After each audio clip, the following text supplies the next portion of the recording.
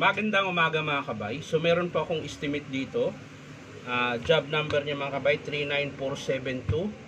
Ang model nito mga kabay, ito yung DWA 8100S.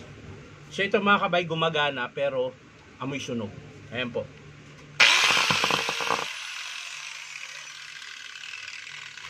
Pumuputok-putok po.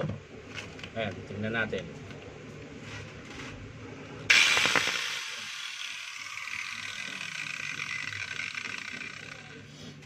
Amoy sunog, tsaka malakas po yung spark niya mga kabay. Pumuputok-putok, parang nagluluto ng popcorn. Ayan. So bubuksan natin, tingnan natin mga kabay yung armature. Ito lang naman kalimitan na sisira nito.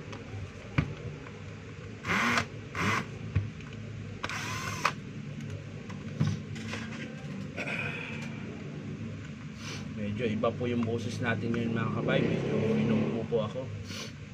Ubo tsaka sepon. So ayan mga kabay, yan po yung dahilan kung bakit amoy sunog at pumuputok-putok. Ayan, kung mapapansin nyo, yan yung bar nya po ay pingas na po, tsaka meron po siyang sunog na winding. Ayan, i-check lang natin yung field coil nya mga kabay.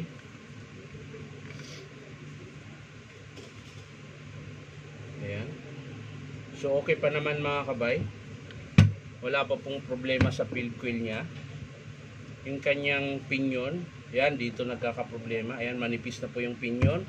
At sigurado pati gear nito, ayan, damay din po yung gear. So ang estimate dito mga kabay ay armature, gear and pinion. Check natin yung 608 kung okay pa. So pwede pa. So ang estimate lang dito mga kabay, armature, gear and pinion, yung nasa loob na malaking gear, tsaka yung maliit ito. Yan po ang tawag niyan, gear and pinion, at carbon brush. So yan lang po yung estimate sa grinder na DWA 8100S ng DeWalt. So babalik na lang natin ito mga kabay.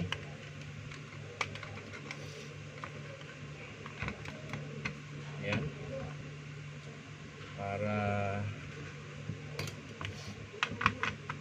maayos. So sa mga gusto magpa-repair mga kabay, punta lang po kayo dito sa Powerman Hardware, 530 T. Alonso, Santa Cruz, Manila. Ayan.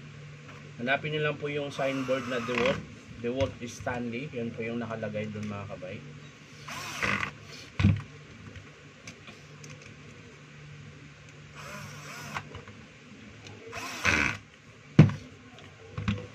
So balik lang natin yung lumang carbon niya mga kabay. Itong carbon niya mga kabay, replacement po ito, hindi po ito original. So ang original po mga kabay, may kulay po yung isang wire niya, tsaka merong stopper. Ito may stopper din, no? Pero magkaiba sila sa carbon. Medyo matigas po ito pag makintab po sobra.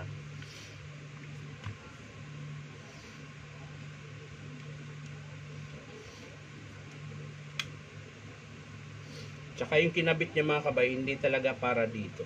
Ayan. Ito po yung pang DW810 na modelo. So obra pa rin naman, nga lang nagkakatalo lang sila sa tawag nito, sa wire. Nasa gilid po yung wire niya. Yung sa original niya na wire is nasa tawag nito, nasa gilid yung sa original. Ito nasa taas.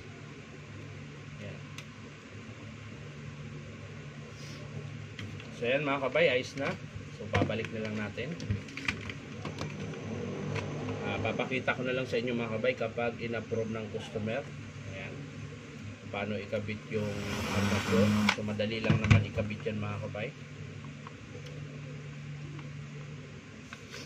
So yan lang mga kabay. Maraming salamat sa panunood at pa-like and share na rin po. At syempre po, baka naman pwedeng makahingi sa inyo na isang subscribe sa aking YouTube account na Inom Tabay. So maraming salamat mga kabay. Bye-bye.